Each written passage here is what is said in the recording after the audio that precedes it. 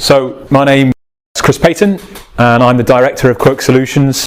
My previous life as a Royal Marine, I did nearly 19 years in the Royal Marines and saw a lot of operations all around the world.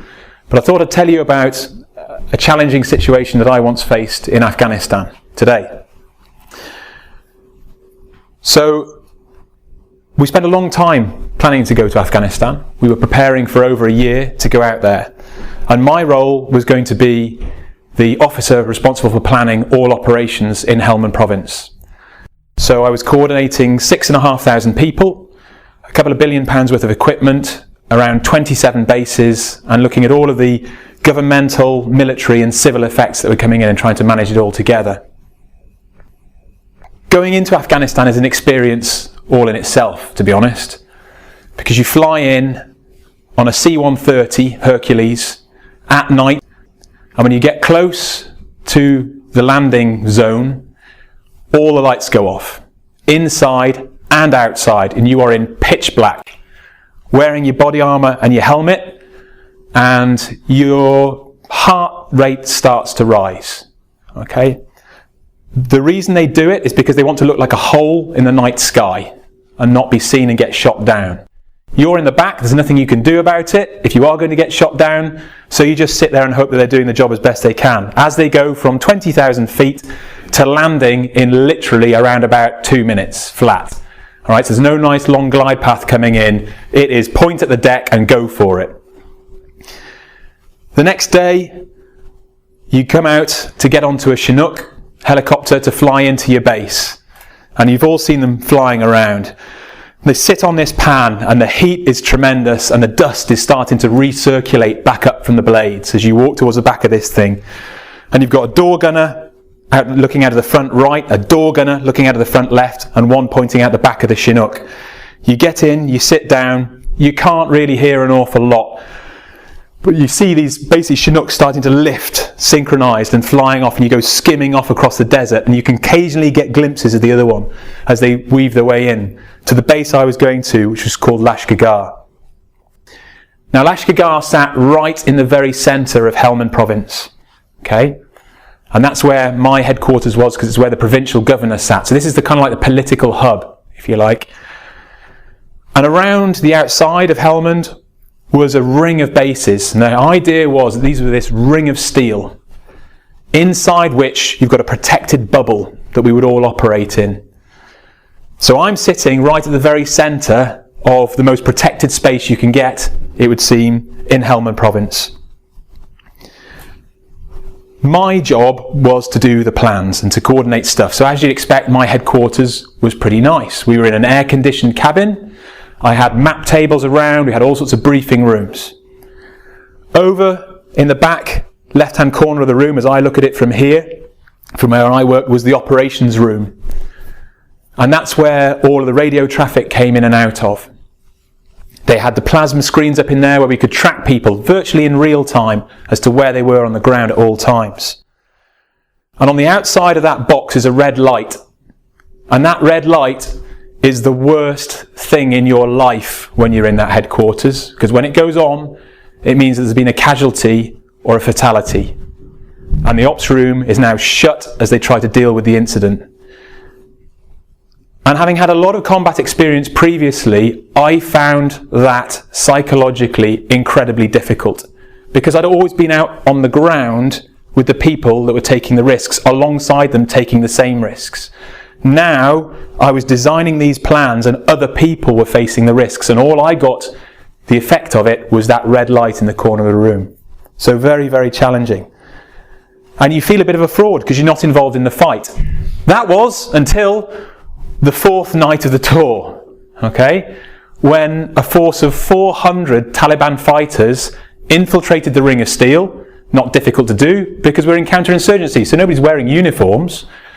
Got themselves into the protected bubble and attacked my base, Lashkar, right in the centre of this protected space from 3 different directions simultaneously, supported by mortars and by rockets. So all of a sudden, instead of being in this little protected space where I'm planning away, I'm grabbing my SA-80 rifle, along with everybody else we can spare from the headquarters, running out onto the wall to fight.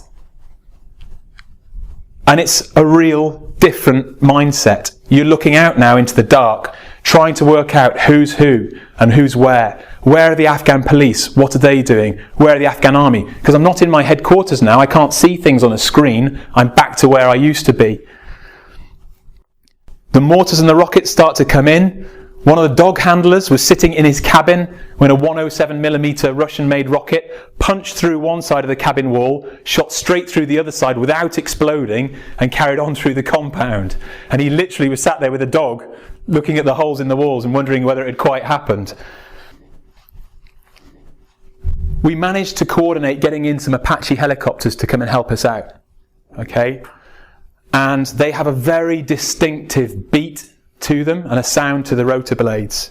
And they also have a 50 caliber machine gun that sits underneath them that has a very distinctive sound.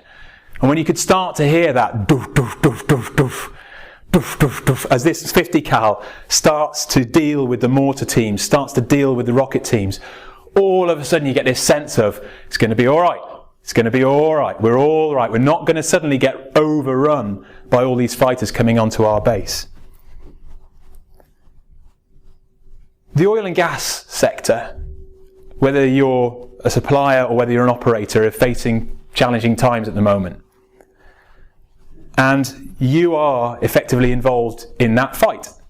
And the fight, very much like mine, is getting uncomfortably close to the leadership's door. All right? This is no longer out there with foot soldiers. This is coming right up to the door. So how do you deal with the fight such that you position yourself not just now to survive the current issues, but to thrive in the future? How did we do it in Helmond? Well, we use this technique called wargaming. Wargaming is pretty simple. You take a blue team that represents the plan, the concept, the product launch, whatever it is. In a commercial environment, it can be a new product, it could be a merger, it could be an acquisition. Could be an investment. And you take a red team that represents all of the stakeholders you can think of, internally and externally, who'll be affected by that plan or that issue. And you go from blue team proposal, this is what we're going to do initially, first 2 months, whatever it is. This is what we're going to communicate. To the red team, critique, come back, respond from their perspective. And you go from red to blue to red, backwards and forwards. And what it does is it starts to expose the gaps in your knowledge. Right? We're all used, when we're planning, particularly in an engineering sector like this, that we write really good plans and they will always work. All your plans are going to go awry somehow, somewhere. And most of them are through a gap in knowledge that you weren't even aware of. So going backwards and forwards like this tests the plan. It puts the plan under pressure and it brings out those gaps. It helps you to identify risks you hadn't previously thought of. It starts to identify opportunities you hadn't yet considered. It also starts to help align everybody around the room. So if you've got different departments represented on that red team, they're now starting to understand what they're doing and where they're meant to be going. We've used this technique with Shell on their Brent decommissioning program. So Shell got us in and we ran a day-long package for them where they looked at the different options they've got. Because obviously before you go to public consultation, there's a lot of planning being done. But if you can work out through something like wargaming what the reaction is likely to be when you hit that consultation period, then you're not wasting a whole load of resource and time and effort in the meantime. You remember the red light I spoke to you about and how awful it was? Well, when we got back from the tour, there were some guys injured and I went to go and visit a couple of them in hospital. And we'll call them Marine Smith and Marine Williams, okay? They're in beds side by side, and Marine Smith has had a shot injury or a shooting injury to his wedding tackle, is the politest way I can put it, with ladies in the room. Marine Williams has been blown up and has lost some limbs, so he's a pretty poorly boy. And I went up to Marine Smith, first of all, sat down and having a chat with him. And obviously it's a delicate subject, but you've kind of got to broach it. So, you know, Marine Smith, how's it going? What's the prognosis? Well, not too bad, thanks, boss. Not too bad. Yeah, apparently there's some surgery that they can do, ways in which they can help me out, and, you know, I might regain some use of the limb, so to speak. It's like, okay, good. That's good stuff. Well done, Marine Smith. Turn to Marine Williams. How about you, Marine Williams? How are you getting on? Not too bad, boss. Can't complain. Could have had my cock shot off. Ladies and gents, I would be clearly delighted to walk out from here helping you test and wargame any of the plans that you've got, but I know that's highly unlikely. But if you'd like me to come along and do something like this, or explain the wargaming concept or how we operate in more depth, I'd be absolutely delighted to have any conversations you'd like to have afterwards. Thank you very much indeed.